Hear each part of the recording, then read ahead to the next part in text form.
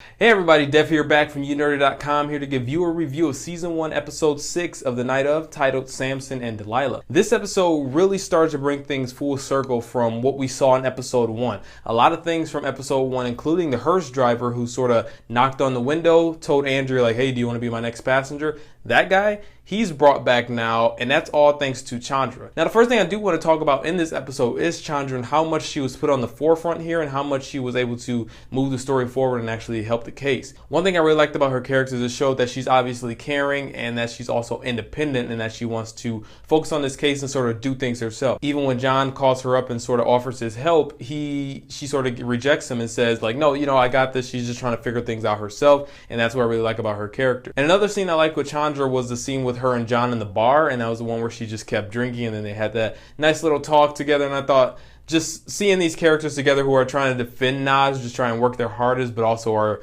sort of just overwrought with this case, and it's just something they just need to express and let sort of relieve. I thought that was just a cool thing to see those two talk together. But Chandra's biggest move this episode was actually confronting the hearse driver, who we only saw him for a brief glimpse, but he had this sort of demeanor about him that was just like, don't mess with me type thing. And now that we finally got him as a character, boy, is he creepy. It's just the way he was portrayed here as he's painting the nails of like dead bodies just like without any care in the world as he's talking to Chandra. And the whole fact that he gives her Judges 16 as a reference to sort of what defines him as a person was unsettling within itself. And as Chandra read later in the episode, it's about, punishing women and just a bunch of, sort of barbaric things like that. And just with that, it seems like he could be one of the suspects, and that makes him number 3 right behind Dwayne Reed. And we have a 4th one by the end of the episode, which I'll get to in a second. What I want to talk about now is what happened with Nas in the prison, and it's just not pretty.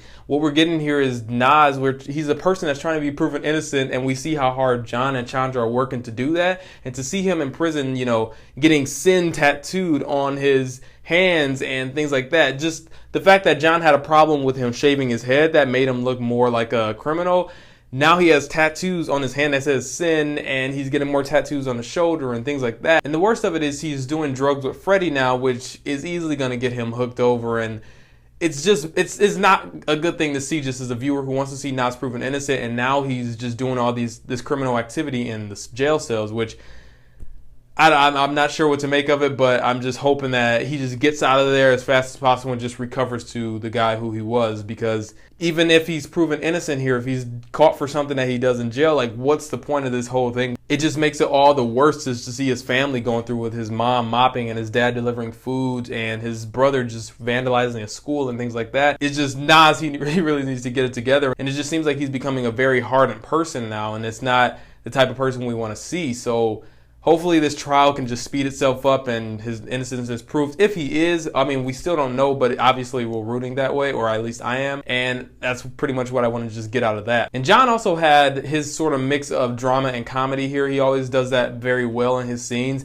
I really like that his eczema got cleared up, which was not only a pain for him, but sort of just an eyesore for us. This show can make pretty much anything look good, like with the cinematography and everything, but the whole eczema stuff, it was just very just in your face type stuff. But it was cool to see that's now cleared up for him, especially with the new doctor's remedy and things like that. But that was a fun part of it. But then we also got some serious stuff too. If you recall back in episode, I want to say 3, correct me if I'm wrong, John saw Andrea's stepfather, Don Taylor, and the other guy arguing at the funeral, and we had no answers to why that was happening. But now we finally got that answer here, and the guy's name is Ray Halliday, and he's one of the financial advisors to Andrea. And that's what sort of makes him suspect number 4 here, is the fact that he is a serial dater and goes after these older women. And when Andrea's mother died, everything went to her. So to get Andrea out of the way would basically make all that stuff revert to him, since he considers himself kin. And this week sort of ends the way last week ended too, with John discovering yet another suspect, but this time it was in safer circumstances.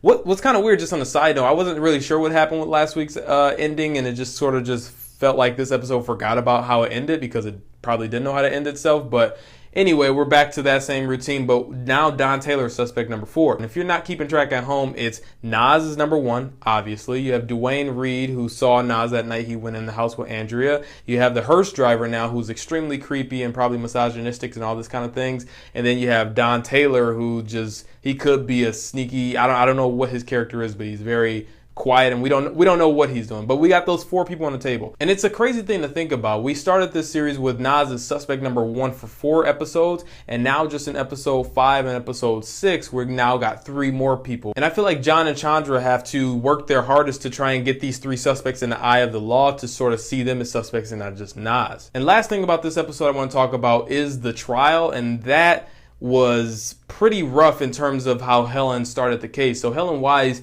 she had just this whole calculated speech about how Nas, don't be fooled by his benign appearance, and just that this is the girl, this is not a story of her life, but a story of her death, and she shows her in the photos.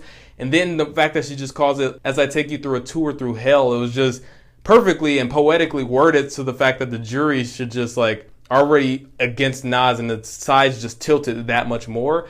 Chandra tried her best to do her short little speech, which I don't think she could have done much without seeming like she was begging, but she sort of gave them the rules of like this case. Helen Weiss has to prove that he's guilty. Overall, I really like this episode. Obviously, not as great as like the past 2 that we've had, but great episode nonetheless. The trial is underway. It's very subtle and very tense. One thing that did make me nervous was seeing all the evidence that we've seen before, you know, with the knife and the cut and Nas running away, all that kind of stuff. We've seen that, but we still sort of knew Nas was somewhat innocent in our eyes. And to see all that presented to a jury that didn't have that unique perspective that obviously us as the viewer has, just seemed kind of nerve-wracking, because the way I equate it to is dropping the F-bomb around your friends, and then you drop the F-bomb around like somebody's parent or something like that, and it's like, oh, okay, we've normally seen this, but it just seems far worse when it's presented in that context. So it just, I just want this case to be over, and I feel like we all can use some relief with these last 2 episodes, hopefully, and hopefully it doesn't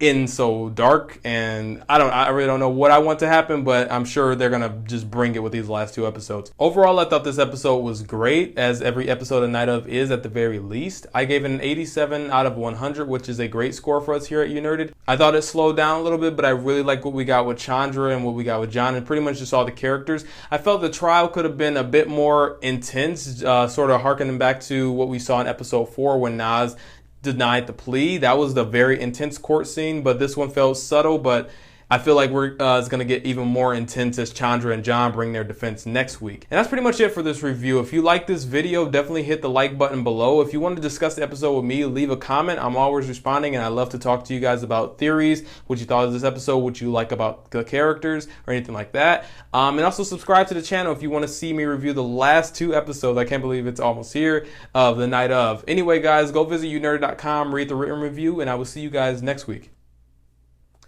Boom, boom, boom, the Season of the Witch. This episode did a good job of being a transition episode, but also moving the story forward in a way that was still captivating